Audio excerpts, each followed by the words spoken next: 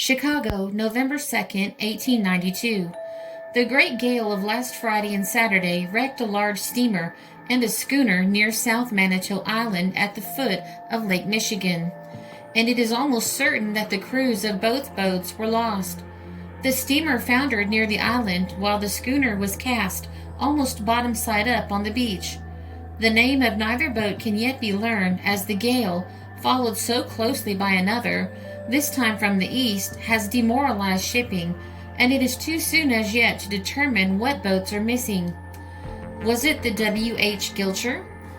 The W.H. Gilcher was a steam lake freighter built in 1890 to 1891 by Cleveland Shipbuilding Company of Cleveland for Gilchrist, Gilcher, and Shook of Sandusky, with intention of transporting cargo between various ports located on the Great Lakes.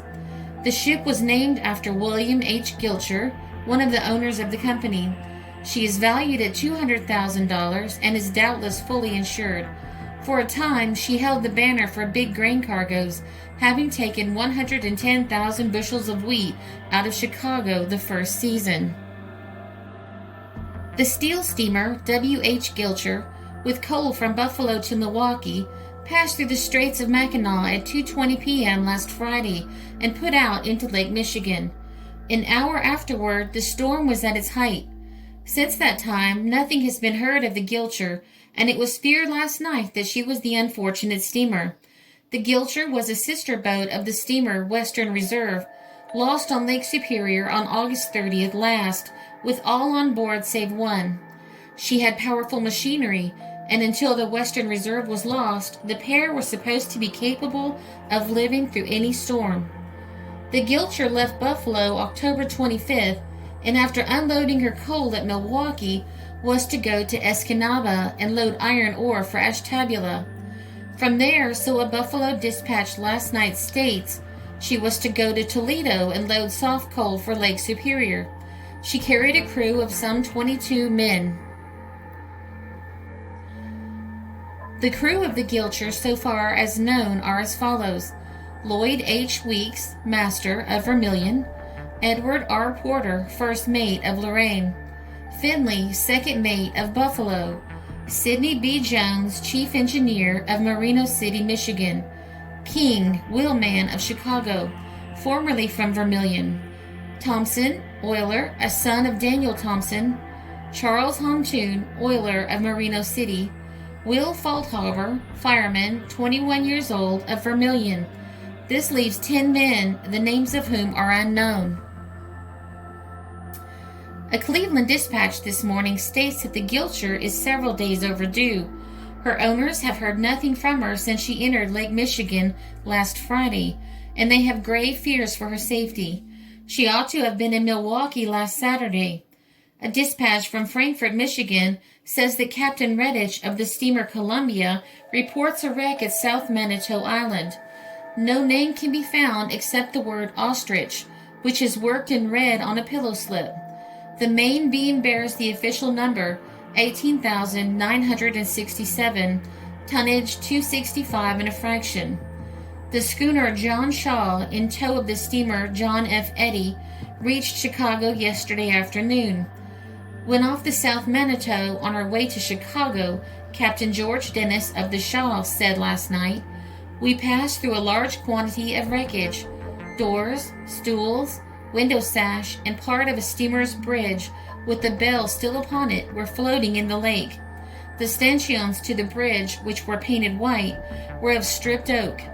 The bridge was about 5 feet wide fore and aft, but I do not know how long it was. The doors had sash in the top panels. The glass, of course, was broken out.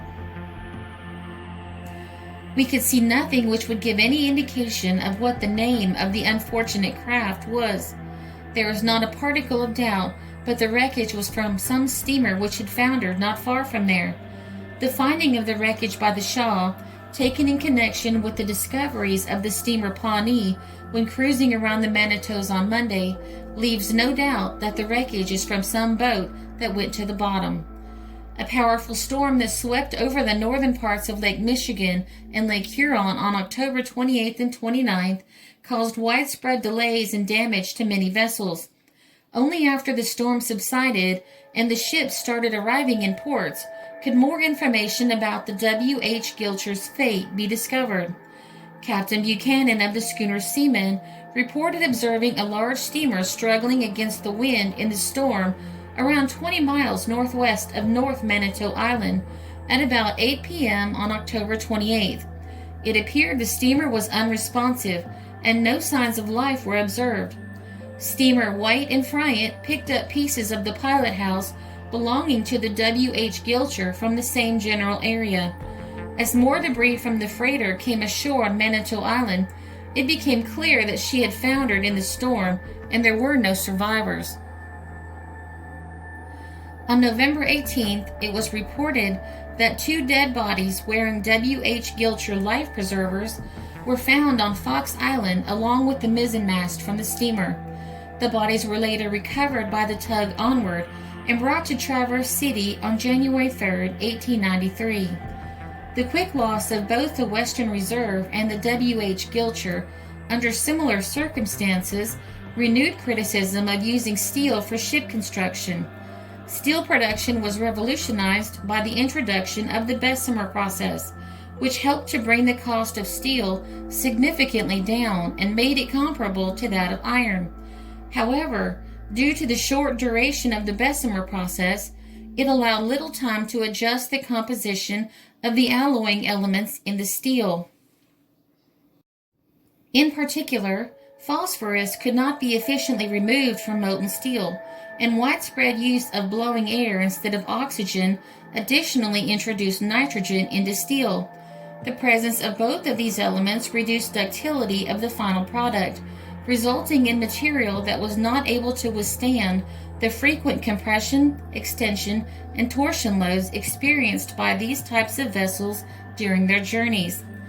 As of 2020, the W.H. Gilcher is the largest unidentified shipwreck on Lake Michigan.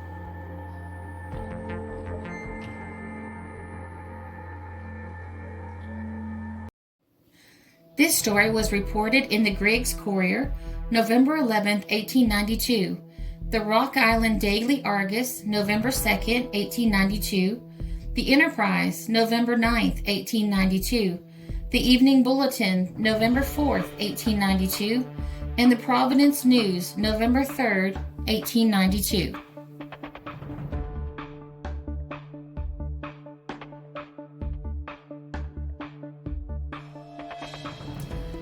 This is a Country Road production because history is fascinating.